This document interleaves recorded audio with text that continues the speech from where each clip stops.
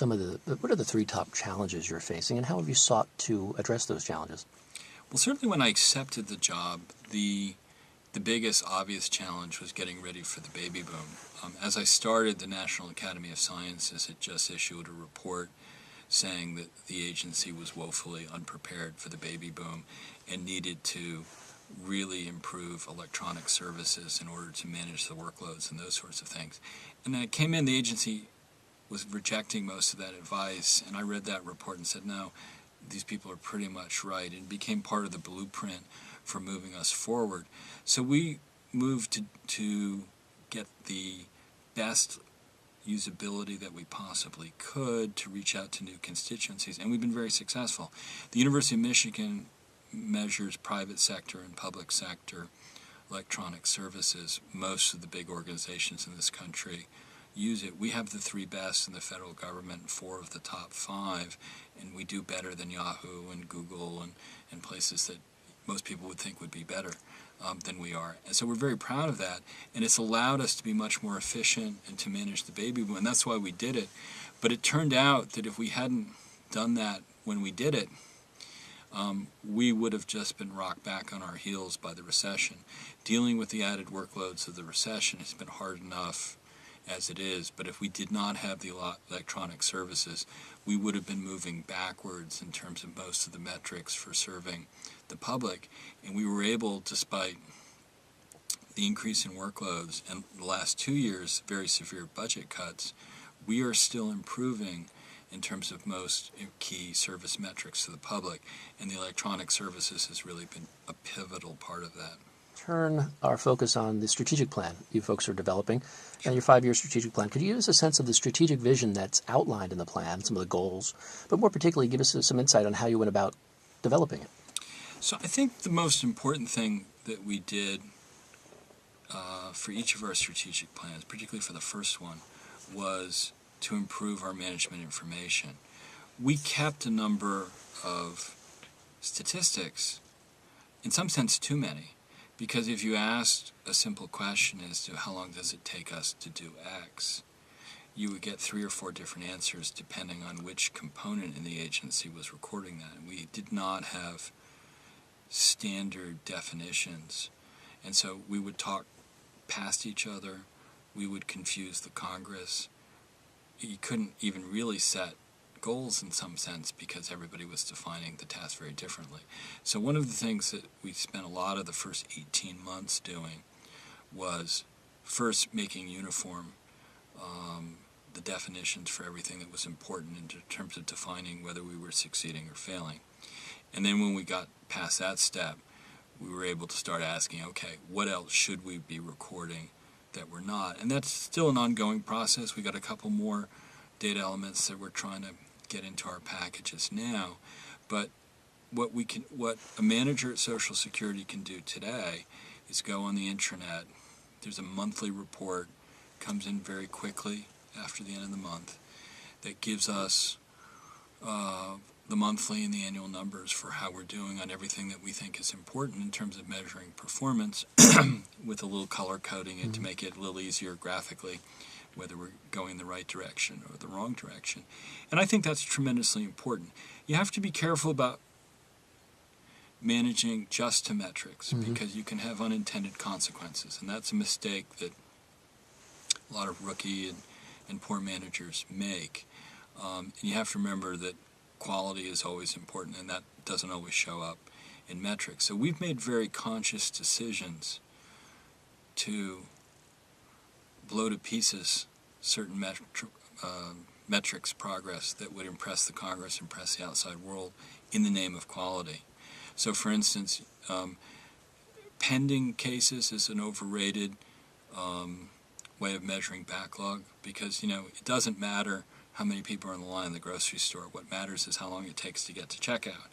And some people miss that. But we decided to take a hit on close to 5,000 cases maybe in our pending in the hearing process in the name of quality, because we looked at our numbers, looked at our studies, and decided that if a judge was doing more than a certain number of cases, just couldn't be doing it in a quality way. and we looked at the judges who were exceeding the threshold that we've established now as the maximum, and said they're all cutting corners in one way or another. So, we deliberately made our progress on backlog reduction harder in the name of quality. Mm-hmm. And so, and there's no absolute numbers you can look to measure that kind of quality, but that was a qualitative judgment that was made with very careful research, and it was absolutely the right thing for us to do. So, the metrics are the first step, but you should never make the mistake of managing just on the metrics, because that's the first step in the inquiry. It's not the whole inquiry. This is a backlog. In April 2010, you testified that SSA's plan is to reduce the initial claims backlog to a pre-recession level of 2014, by 2014.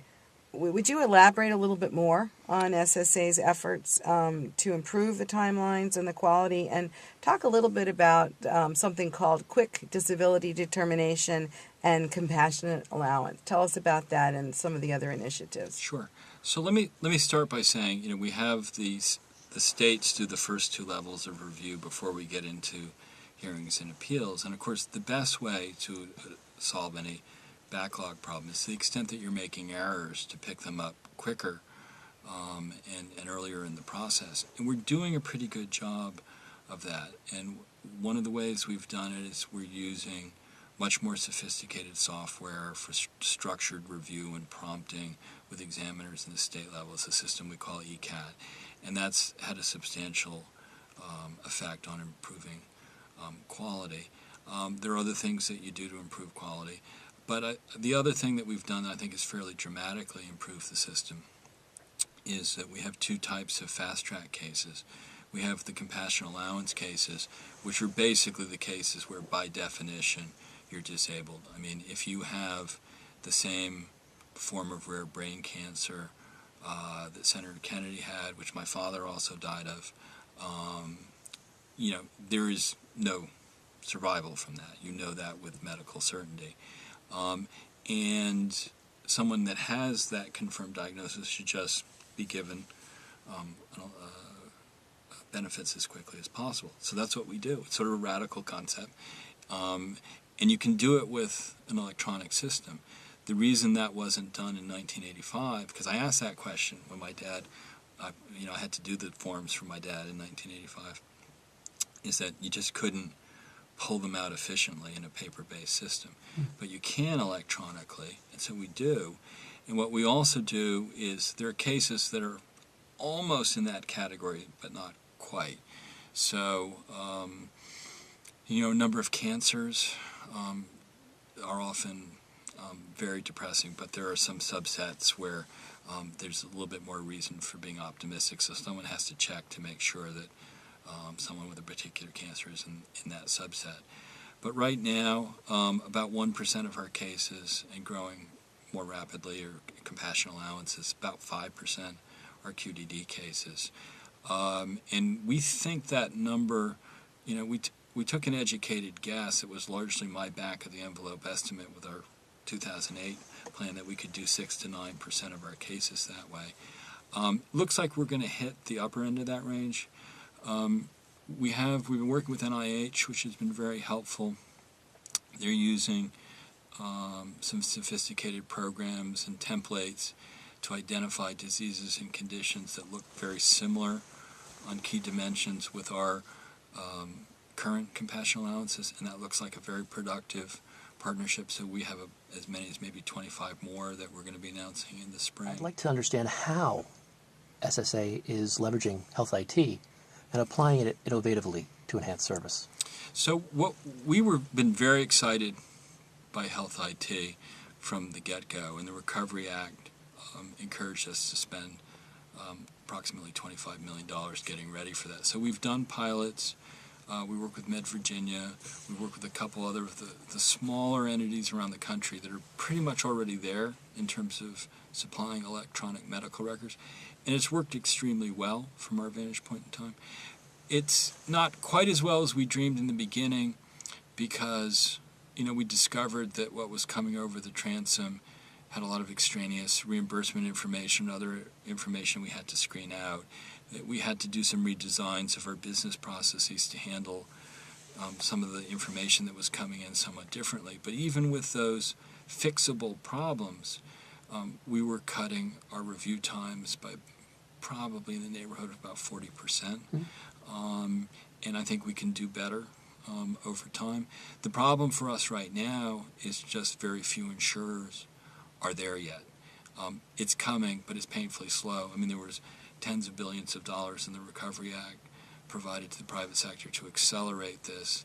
And it's coming, but it's slow. And again, we have a major insurance company that we've been working on an agreement for some time on that's pretty close, I hope, to closure. And at least in one part of the country, I think we'll start to see what this will do for us. And I think it will be very impressive. I've told people that, we've had a lot of change. I think people think that, okay, we're settling down to sort of the new normal. I've been telling them, it's not going to happen. That when health IT comes, your head is going to snap back and say, it's amazing how much things are changing. And it will be changing in a good way. Mm-hmm. So I'm excited about it. I mean, I'm a little frustrated because 5 years ago, I thought all the improvement would happen on my watch, and that's not going to happen. At this point, it's going to be 3 more years probably before it's common enough in the private sector to affect most of what we're doing. But we're getting there, and it's exciting. And I think that probably we'll be able 3 years from now, instead of setting 270 days as our norm for hearing an appeal, maybe 200 days will be realistic. Usually we do 60 to 100 days for state first-level reviews. We might be able to talk 40 to 60 days. So the whole process may speed up. We may be able 3 years from now to talk about eliminating the second step in the states, because not only will we do things faster with health IT, it'll be much more accurate, and we might not need the second step at that point. I think it would be premature to say that that's for sure going to happen, but it's something that people ought to be keeping in mind as we go down the road, because not only is chasing down medical records one of our biggest costs, it's also one of our biggest sources of error is incomplete medical records. A lot of time we don't even know that a medical record is incomplete. A lot of times the person applying doesn't know that the medical record is. Reflecting a little bit on your leadership of SSA, can you tell us how you keep your employees focused and motivated in the face of some of these really pretty tough challenges and changes that you have to make? Well, I think the most important thing is treating them with respect. I mean, I think that, this is a group of people who are extremely talented. They could have done other things with their lives. In general, they've come to the agency because they're very attached to the mission. And so, to a large extent, they run on that. And I think the most important thing in a lot of ways is kind of not getting in the way, not tying them down with bureaucracy, not saying things that damage morale, and making them feel that they are making an impact by telling them what the agency is doing overall. So those, I think, are the most important things that we try to do.